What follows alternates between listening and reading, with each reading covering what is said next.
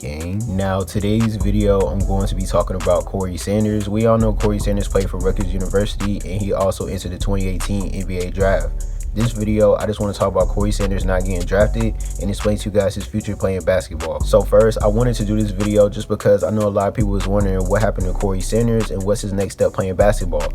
If you guys are not informed about Corey, he attended Rutgers University for 3 years. His best seasons at Rutgers was his freshman year. In his junior year, both seasons he averaged 15 points and shot 40+ field goal percentage. But throughout all 3 years, he averaged 14 points, 3 assists, shooting 40 field goal percentage. In my opinion, I feel like Corey Sanders should have entered the NBA draft after his freshman year at Rutgers, just because when he first entered Rutgers University, a lot of eyes was on him and a lot of attention was mainly on Corey Sanders just because he was a top prospect coming out of high school.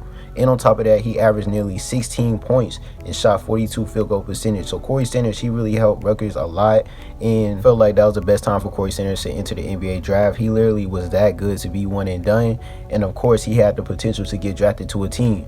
But Corey Sanders then decided to stay at Rutgers just because he was receiving a lot of love from the school. A lot of people loved him. And, you know, he just felt like he could have helped his team win and probably make it to the March Madness or something. So he decided to stay, which was nothing wrong with that. But it was a big opportunity for him to enter the NBA draft and possibly have a high chance to get drafted. So once he entered his sophomore season, he finished that season averaging 12 points and shot 38 field goal percentage. So as you can see, his numbers went down. But then after his sophomore season, he decided to enter the NBA draft. Once he entered the NBA draft, he had a workout session with the Sacramento Kings. Then after he had that workout session, he then decided to go back to Rutgers. I know all y'all wondering, how did he even go back to college after entering the NBA draft? The reason why he could go back to college is because he didn't sign with an agent. Once you sign with an agent, you cannot go back to college. So Corey Sanders, he just had a workout session with the Kings, but he never signed to an agent, which means he still had the opportunity to sign with an agent and still stay in the NBA draft, or don't sign with an agent and decide to go back to college. So as you can see, Corey Sanders decided to go back to college. Then that's when he played his junior season at Rutgers University. Then right after his junior season, he finished that season averaging 15 points and shooting 40 field goal percentage, which was good. The reason why Corey Sanders decided to return to Rutgers University for his junior season, because he felt like he needed to get better before he played at the NBA level. So Corey Sanders basically was just humbling himself and was taking his time to enter the NBA, which was nothing wrong with that.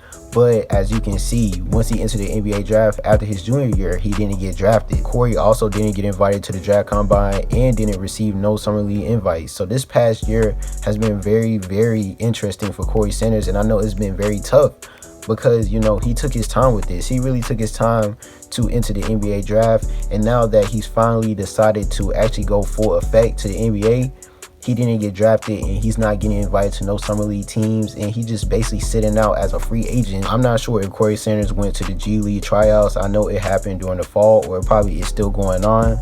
I'm not sure the exact date, but if he's not trying to go to the G League, then that means he's probably trying to go overseas.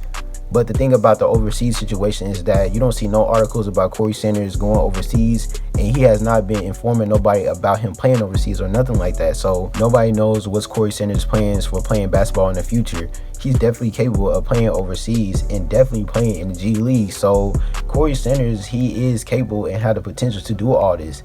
But we just don't know what's going on. We don't know what he's deciding to do for his basketball career. When I find out more information about Corey Sanders, I'm going to give you guys an updated video. I thank you guys for watching. Please make sure you like and subscribe. Make sure you press the notification button to get game. We out.